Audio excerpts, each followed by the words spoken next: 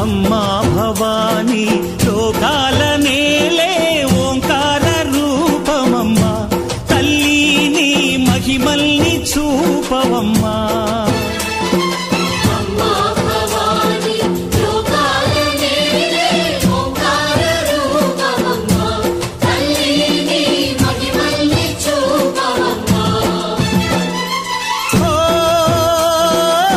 సృష్టికే దీపమా, శక్తికే మూలమా, సింహరథమే నీదమ్మా. అమ్మ దుర్గమ్మ భక్తులను దీవించుమా.